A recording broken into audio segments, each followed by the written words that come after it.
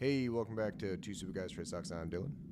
And I'm Vinny. And it's with a heavy heart that we shoot this video tonight. Unfortunately, Charlie Munger has passed away. If you haven't heard the news, the investing legend and icon, Alibaba patron saint for us, bag holders for Alibaba shares here.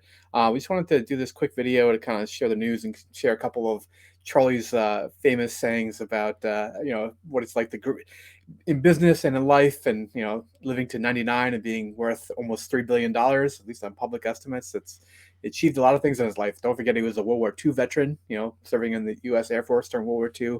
I Was a actually did not know that. You didn't know that, yeah. Lawyer, real estate investor, magna cum laude from Harvard Law, big proponent of education. I think he and one of his wives had donated like 40-50 million dollars to Stanford. They built the graduate dorms there.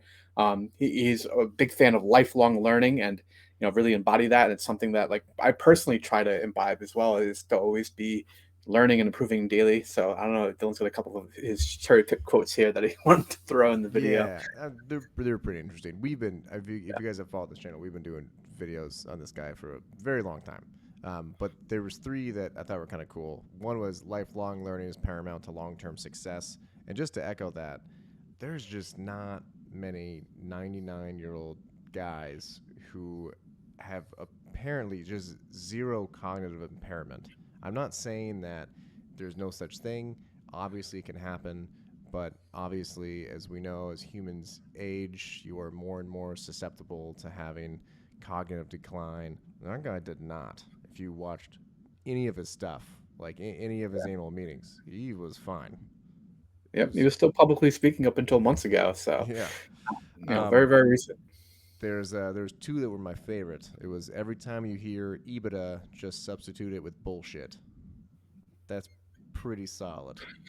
Yep, And that's a great the one to live it's a by. good one. This one, he said at 2010 annual Berkshire Hathaway meeting. It is even more accurate now, but he said, "If I can be optimistic when I'm nearly dead, surely the rest of you can handle a little inflation." Because in 2010 there was a bunch of inflation. That's a great one. That's actually what I That's haven't pretty heard good. before. Yeah. Yeah, that's pretty good. Yeah. This Well, is dry wit I'll miss at the Berkshire Hathaway meetings. Buffett would go on these long speeches about like, some obscene topic, and then Charlie would just come up to the microphone and say, I have nothing to add. yeah. Just lean back and eat his peanut brittle.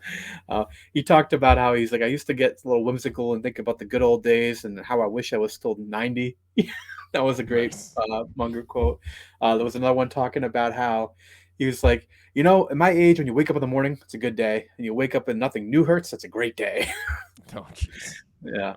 Or he Always joked a about time. how he had although his body was failing him, his mind was still going, and he's like, as for my sex life, that's a different story. He even had that quote out there not that long ago. It's hard to think, Yeah. 99 probably not working too well anymore, but what can you do? Yeah, pretty legendary. Warren Buffett has attributed a lot of his previous buying and success to Charlie. I'm gonna see if I can get that last one here. He basically, oh, here. So Buffett said this of him in 2015. He said, "From my perspective, Charlie's most important architectural feat was the design of Berkshire. The blueprint he gave is simple.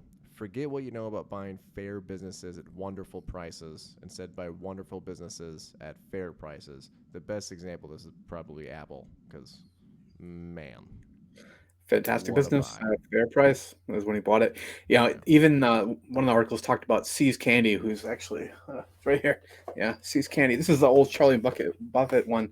Used to be able to buy at the annual meetings, but they paid $25 million for this company. It has over $2 billion in revenue that it's returned on that $25 million investment. I mean, revenue, not profit, but still. Still, that's disgusting. And this is one of the first investments they kind of did together that Charlie really was an influence on Buffett in buying a fantastic business for a fair price. Yeah, So, jeez. look at the power of that. All right, guys. Well, obviously, we say goodbye to a legend. It's pretty awesome. It's kind of crappy that I'm sure this will be in the news for 20 hours, and then Kardashian something will do some stupid shit and will be in the news for like weeks. But that's the world we live in. So, Yep. all right, guys. All right, guys. Thank you.